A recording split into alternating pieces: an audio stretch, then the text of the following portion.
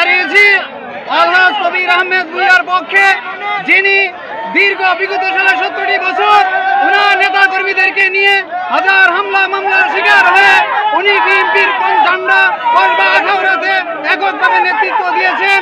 আমরা চাই যে প্রাথমিক যে নমিনেশন পেয়েছে আলহাজ কবির মুশফিকুর রহমান, সব মশার বিরুদ্ধে সুরক্ষা দিতে এলো বসুন্ধরা এক্সট্রিম অ্যারোসল, মশার বিরুদ্ধে এক্সট্রিম সুরক্ষা। আমরা চাই ত্যাগী নেতা হিসেবে আলহাজ কবির আহমেদ ভূঁইয়া যেন আবার পুনর্বিবেচিত করে আমাদের নেতাকে আবার দানের শিশির প্রতীক ইনশাআল্লাহ। আমরা আশাবাদী বিএনপির কেন্দ্রীয় কমিটি আবার পূর্ণ মূল্যায়ন করে আলহাজ কবির আহমেদ ভূঁইয়াকে আবার কসবা আখাউড়ার ধানের শিশির প্রতীক দিবে এবং আমরা বিশ্বাস করি এই প্রতীক সর্বশেষ কবির আহমেদ ভূঁইয়ার হাতে উঠবে এবং আমরা চূড়ান্ত পর্যায়ে উনাকে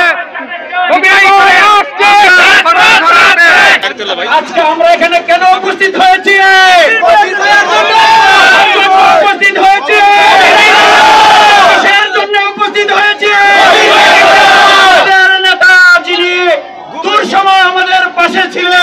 যিনি আমাদের জন্য গুম হয়েছিলেন, সেই আলহাজ কবির আহমেদ ভূঁইয়ার নমিনেশন ফিরে পাওয়ার জন্য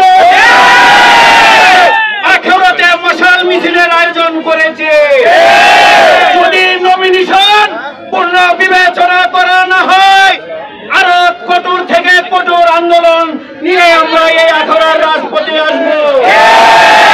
প্রিয় সাথী ও বন্ধুরা, আপনারা ধৈর্য সহকারে আজকের সভা শেষ করবেন।